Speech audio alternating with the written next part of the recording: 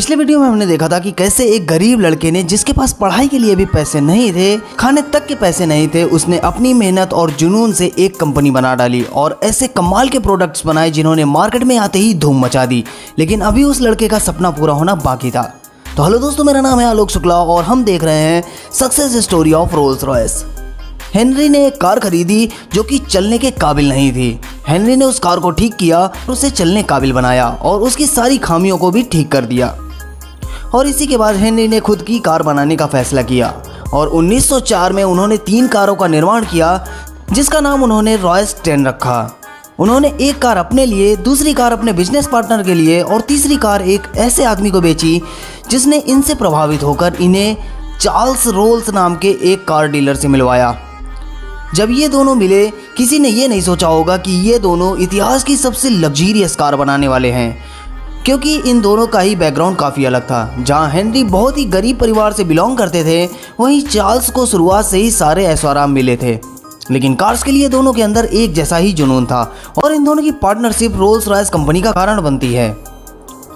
Charles roles का जन्म 1877 में हुआ था। बचपन से ही उन्हें मैकेनिकल ऑब्जेक्ट्स के साथ छेड़छाड़ करना पसंद था, इसलिए उनके दोस्त उन्हें डर्टी रोल्स कहकर पुकारते थे।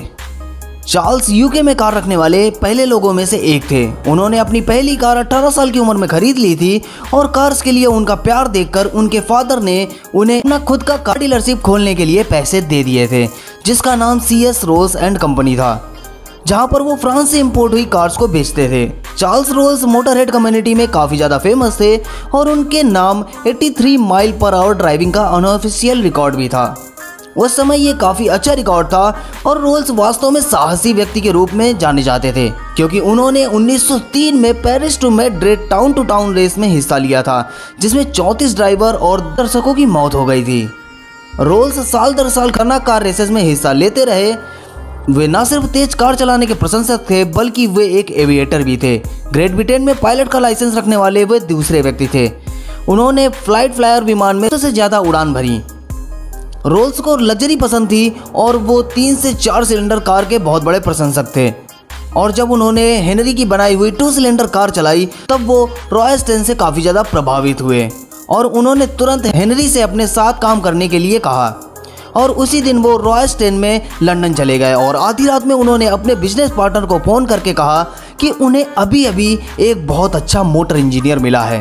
1904 में चार्ल्स रोल्स और हेनरी रॉयस ने ऑफिशियली रोल्स रॉयस की नींव रखी।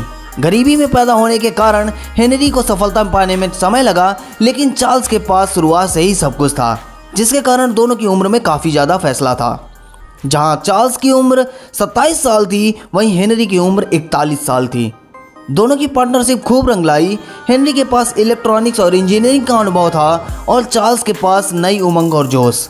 चार्ल्स एक बढ़िया बिजनेसमैन थे जो मार्केटिंग का उपयोग करना जानते थे। उन्होंने अपने संबंधों का इस्तेमाल किया। उन्होंने राजनीति, मीडिया और उच्च वर्गों में अपने संबंधों का फ़ायदा उठाया और ऐसे ग्राहकों को ढूंढा जो उनकी कार्स खरीद सकते थे। दोनों एक दूसरे के पूरक थे और दोनों अपनी अपनी कला में माहिर थे। 1904 में उन्होंने द पेरिस मोटर शो में अपनी कार रोल्स रॉयस 10 HP को शोकेस किया और उन्होंने उस कार को चार्ल्स की डीलरशिप से 395 पाउंड में बेचा, जो कि आज के करोड़ों रुपए के बराबर है। उन्होंने ऐसी सिर्फ 16 कार बनाई थी और इनमें से एक कार 2007 में ऑक्शन में 3.2 मिलियन पाउंड्स की बेची गई थी। उन्होंने अपनी दूसरी car Rolls Royce silver ghost को मार्केट में 1906 में उतारा। सिल्वर घोस्ट के सभी मेटल पार्ट सिल्वर और एल्युमिनियम से कोटेड थे। 15,000 माइल चलने के बाद उन्होंने दर्शकों के सामने एक स्टंट करने का सोचा। उन्होंने सिल्वर घोस्ट का इंजन चालू किया और उसके ऊपर एक गिलास पानी रख दिया। सभी दर्शक ये देखकर हैरान थे कि पानी की एक बूंद भी बाहर नहीं गिर रही थी।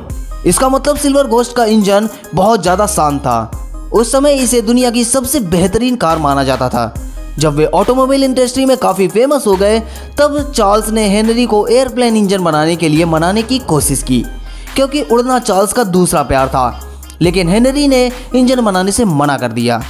कंपनी की बढ़ती सफलता की वजह से चार्ल्स को बहुत सारा टाइम मिल गया अपने सपने पर काम करने के लिए, इसलिए उन्होंने कंपनी के तकनीकी पद से इस्तीफा दे दिया और चार्ल्स ने कहा कि वो ड्राइविंग से ज़्यादा उड़ना पसंद करते हैं, क्योंकि हवा में कोई पुलिसकर्मी नहीं होता।